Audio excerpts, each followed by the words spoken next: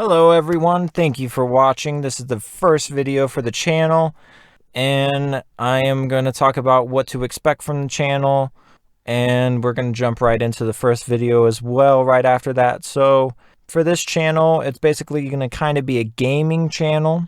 I'm going to go over, do a whole bunch of reviews and everything like that, and it's going to be a great time. So let's jump into this. Today we're looking at Tap Wizard. Tap Wizard is a phone game. I'm assuming you can also get it on the laptop if you're a real tryhard, but who wants to be that guy?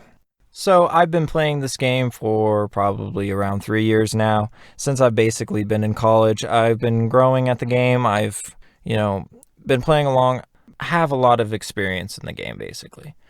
So let's start from the very beginning. I don't have a video from the very beginning, sadly, because I didn't record then.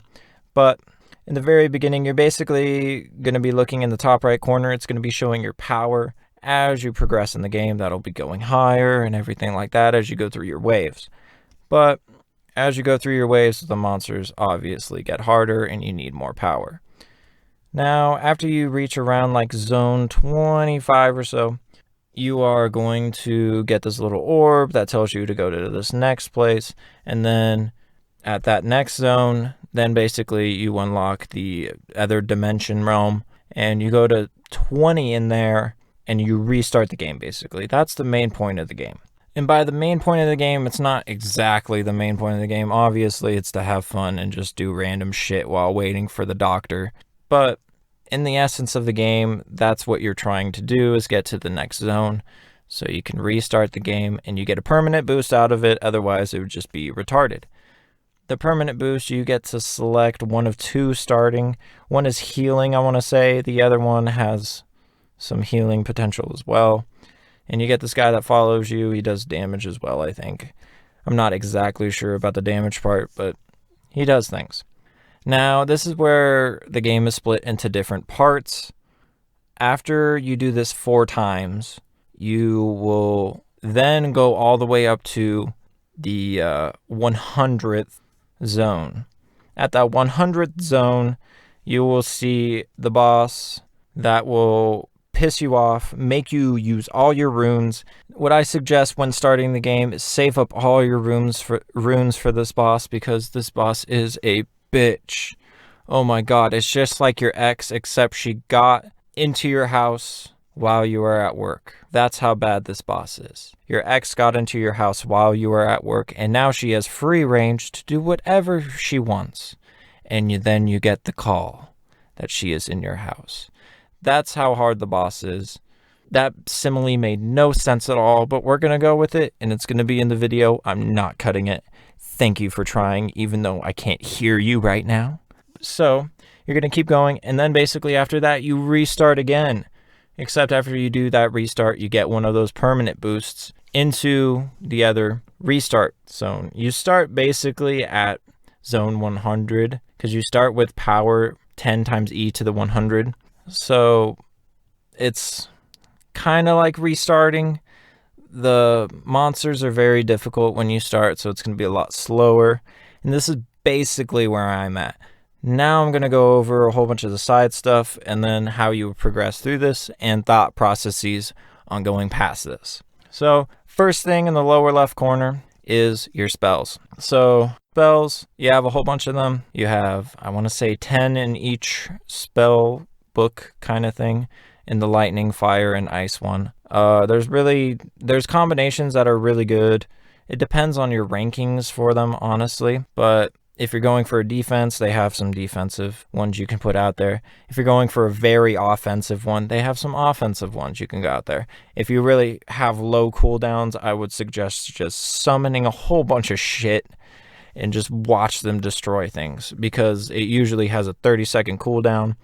But if you progress far in the game, you can get it down to like a 4-second cooldown easy.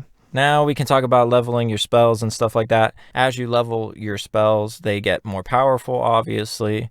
It would be retarded if they got weaker. Basically, once you level your spells, you get another thing that's added onto it. And once you get past rank 1, you get a markup. That's what it's called. Don't be retarded, dude. You get a markup, and you'll be able to see everything that gets boosted every time you go through another dot mark. I guess I'll call it a dot mark. It'll make sense to me, I guess. Maybe not to you, but to me. So then those boosts will be added, and every mark you get up is another thing. If you have it open and you're looking at the spells on the left hand side, those things will move down, and on the mark they will permanently move down one, so that one's at its max above it, if that makes sense at all.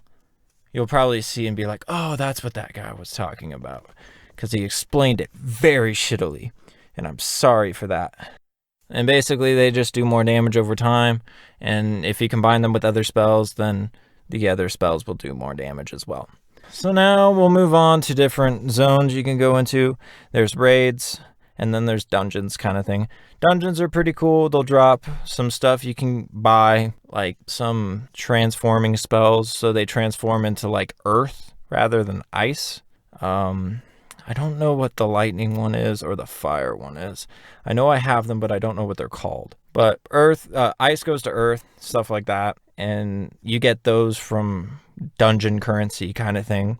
And then raids, they basically will give you a spell stone so you can get more spells, and that will also increase their damage as well, which is pretty cool. And that's basically it for that.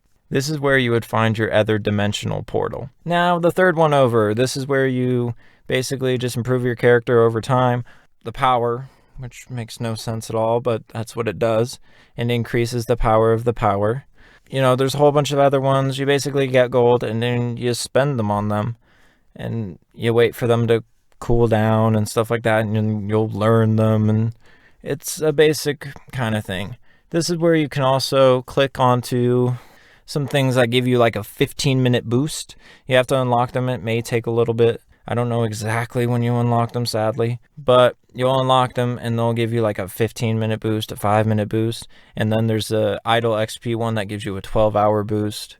Now, this is basically the extent of the game. There's not really many other parts of it that you'll use unless you're just scrolling through the game, which is a good option to do. Other than that, I hope you have fun with the game, and we'll go over my rating of the game. All right, so I am starting this because is it something you have to pay attention to constantly, or can you just idle the game, which is what I look for, and just like open it when you have free time, you're waiting for somebody. Basically waiting for somebody, waiting for class to be over. Waiting is the key term in all of these. And it's a good game for that.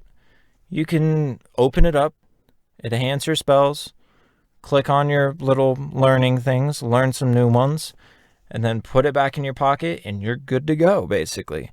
Which is why I give it a 4 out of 6 autistic fingers, because this is a very good game. And I hope that you enjoy it too, and I will see you next time for the next video. Thank you. Peace.